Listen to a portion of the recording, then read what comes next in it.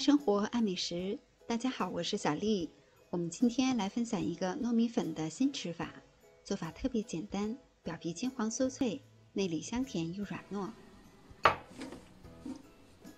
在大碗中准备260克的糯米粉，加入50克玉米粉，先大致搅拌均匀。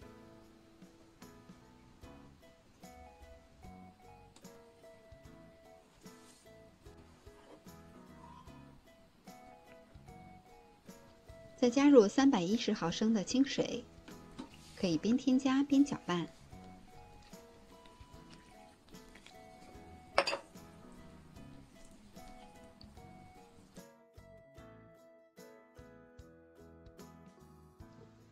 调成非常光滑细腻的面糊，再加入20克的玉米油，调匀。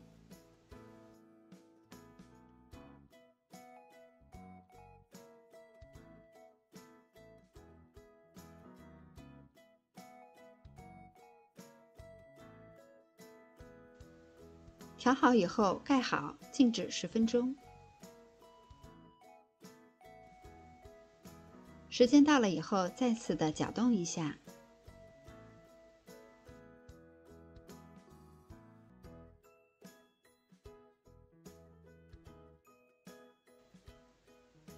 平底锅不需要提前预热，在锅底薄薄的刷上一层植物油。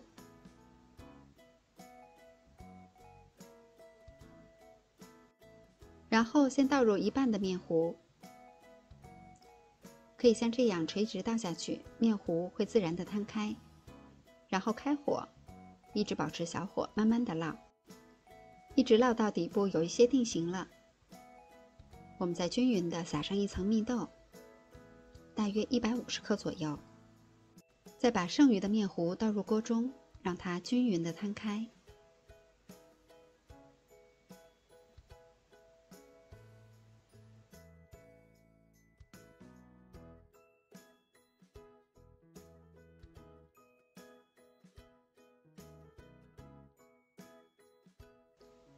然后加盖儿，一直保持小火，烙大约2到3分钟。这时候上面的一层也已经定型了，再薄薄的刷上一层植物油，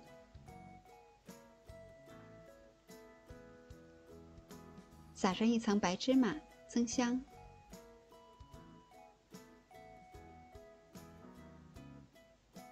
再把它翻个面。整个的烙制过程中，一共翻大约3到4次就可以。这个糯米饼大约烙5、6分钟就已经熟了，然后可以改成中小火，烙至两面金黄。如果大家想吃表面很酥脆的，可以沿着锅边淋上一些植物油，像这样就可以出锅了。糯米粉的这个做法非常的简单实用，材料也是非常的简单，一共10几分钟就可以上桌了。